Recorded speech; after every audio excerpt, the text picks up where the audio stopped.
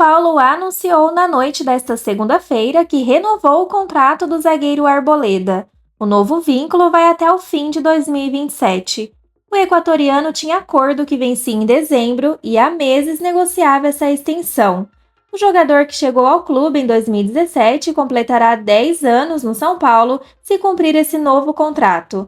Abre aspas. Agradeço por todos os anos que eu tenho no São Paulo, por todas as coisas boas que vivi aqui. Só queria agradecer e falar que seguirei mais uns anos aqui. Se Deus quiser, vou completar 10 anos no São Paulo. Podem ter certeza de que sempre vou dar a vida dentro do campo e serei sempre esse jogador que vocês gostam. Fecha aspas, afirmou o defensor ao site do Tricolor Paulista. Arboleda tem 264 jogos pelo São Paulo e marcou 18 gols. No clube venceu o Paulista de 2021, a Copa do Brasil do ano passado e a Supercopa Rei em fevereiro. Notícia maravilhosa para começar a semana bem, né, amigos tricolores? A próxima informação é um tanto quanto bombástica. Isso porque, após afirmar que tem provas de que o Palmeiras vem sendo beneficiado por 2 anos, John Textor apresentou novas informações sobre o que entende ser manipulação de resultados no futebol brasileiro. Na noite desta segunda-feira, o dono da SAF do Botafogo divulgou uma nota oficial. Mais uma vez, sem apresentar provas, apontou possíveis problemas envolvendo uma partida entre Palmeiras e São Paulo. A nota foi publicada no próprio site de Textor e fez um apanhado do tema. Baseada em um estudo feito com auxílio da inteligência artificial, o norte-americano afirmou, sem apresentar provas, que 2 jogos do Palmeiras nos últimos anos foram manipulados. Palmeiras 4-0 sobre o Fortaleza pelo Brasileirão de 2023 e Palmeiras 5-0 sobre o São Paulo pelo Brasileirão em 2024. Em março, Textor já havia citado o jogo entre Palmeiras e Fortaleza. Na ocasião, Palmeiras entrou em campo já campeão. Na tarde desta segunda, em uma entrevista, o empresário havia mencionado Palmeiras novamente. O clube paulista repudiou. Na nota divulgada nesta segunda, Textor afirmou que 5 jogadores do São Paulo tiveram comportamentos de manipulados na partida válida pela 29ª rodada do Campeonato Brasileiro. Na ocasião, o Botafogo ainda era líder da competição, vencida posteriormente pelo Palmeiras. Além disso, o norte-americano afirmou que árbitros de campo e VAR combinam resultados. O executivo informou que já enviou provas para um procurador de justiça. O incêndio foi registrado no estádio Zorros del Desierto, em Calama, na última sexta-feira. O local será a casa do Cobressal, rival do São Paulo, na fase de grupos da Conmebol Libertadores. Segundo o comunicado do clube chileno, as partidas no local estão mantidas. Os brasileiros jogam lá no dia 8 de maio. O estádio é onde o Cobreloa manda seus jogos. O incêndio ocorreu durante uma partida da equipe feminina do clube que foi suspenso. O Cobressal é de El Salvador, a 1.000 quilômetros de Santiago, mas o estádio El Cobre, onde atua, não cumpre os requisitos determinados pela Conmebol. Por isso, o time jogará Libertadores em Calama, quase 700 quilômetros ao norte. De acordo com o comunicado do Cobressal nas redes sociais, o incêndio ocorreu no local onde fica um gerador de energia. Uma rápida intervenção dos bombeiros de Calama evitou que o fogo se espalhasse. O Cobressal estreia na Libertadores contra o Barcelona do Equador nos Zorros del Desierto nesta terça-feira. Em seguida, encara o São Paulo na segunda rodada no Morumbis. O São Paulo entrou com uma ação na justiça contra o Botafogo, na qual cobra 3,7 milhões de reais. O processo é pela falta de pagamento dos valores referentes à compra do volante Tietê. O São Paulo vendeu ao Botafogo 70% dos direitos econômicos de Tietê em abril de 2022. O valor total do acordo foi de 4,8 milhões de reais. Depois que o Botafogo pagou parte do acordo, ainda houve um acerto posterior entre os clubes envolvendo o atacante Herisson, e isso reduziu um pouco o valor que o alvinegro teria que pagar. Mas a SAF de John Textor não honrou os compromissos pendentes, segundo o Tricolor Paulista. O prazo mais recente venceu em 20 de fevereiro. Aí o passo seguinte para o São Paulo foi entrar com a ação no Tribunal de Justiça do Rio.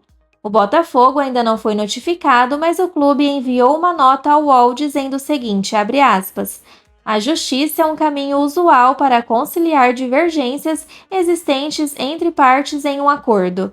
O Botafogo confia que vai chegar a bons termos com o São Paulo, um parceiro histórico do clube, fecha aspas.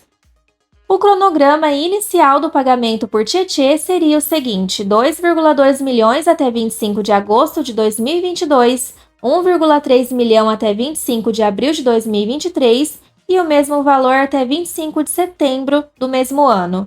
Botafogo e São Paulo ainda acertaram que haveria mais 250 mil dólares por metas de desempenho. Mas, em janeiro de 2023, quando apareceu a negociação entre os mesmos dois clubes pelo atacante Erisson, saindo do Botafogo para o São Paulo, as partes resolveram ajustar a composição dos valores. O São Paulo alega que o Botafogo ainda tinha que pagar duas parcelas de 1,3 milhão, além dos valores referentes ao desempenho de Tietê em 2022. As duas parcelas de 1,3 milhão tinham o seguinte vencimento: a primeira vencendo dia 20 de agosto de 2023 e a segunda em 20 de fevereiro de 2024. Ainda havia duas parcelas de 75 mil dólares, 390 mil reais, segundo o câmbio fixado em contrato. Cada uma venceria nas mesmas duas respectivas datas acordadas entre eles. Só que o Botafogo não pagou. Aí, com juros e correção monetária, o cálculo do São Paulo o clube teria que receber exatamente R$ 3.774.730,75. Na próxima quinta-feira, dia 4, São Paulo fará sua estreia na Libertadores desse ano. No primeiro desafio rumo ao tetracampeonato da América, o tricolor encara o Talleres na Argentina. O jogo é válido pelo Grupo B, que ainda tem o Cobreloa do Chile e o Barcelona de Guayaquil. O técnico Thiago Carpini vem intensificando a preparação do elenco nesses últimos dias, em meio à nova janela aberta de transferências. De hoje até o dia 19 de abril, a CBF estipulou que os clubes do Brasileirão Série A e Série B podem contratar jogadores que já tenham disputado os estaduais em 2024. É o que interessa o São Paulo, que tem alvos específicos para investir. Em contrapartida, Carpini também já deu aval para a diretoria negociar ativos sem espaço. São os casos do meio-atacante Nicão e do atacante Juan. O tricolor busca ganhar alguma compensação pela dupla, segundo as informações do Bola VIP Brasil. A informação de que o São Paulo busca negociar os atletas nessa janela, ou até no meio do ano, é do setorista Rafael Emiliano, do canal Avante Meu Tricolor. Ambos estão sumidos no plantel tricolor e têm contrato até dezembro. No caso de Juan, Carpini chegou a testá-lo no Campeonato Paulista como substituto do lesionado Caleri. Foram 6 jogos no estadual e 1 gol marcado. Com a chegada de André Silva, porém, a joia de Cotia ficou encostada. No ano passado, o futebol holandês quase levou Juan. O PSV sondou fortemente o tricolor na janela do meio de 2023, assim como o Ajax em dezembro. Entretanto, não houve ofertas ao atacante. Juan mantém o interesse em renovar no Morumbis, porém a pedida salarial para estender seu contrato é considerada inviável pela direção do São Paulo. O jogador soma 67 jogos com a camisa tricolor e apenas 5 gols marcados desde que foi promovido ao profissional em 2021 por Hernan Crespo.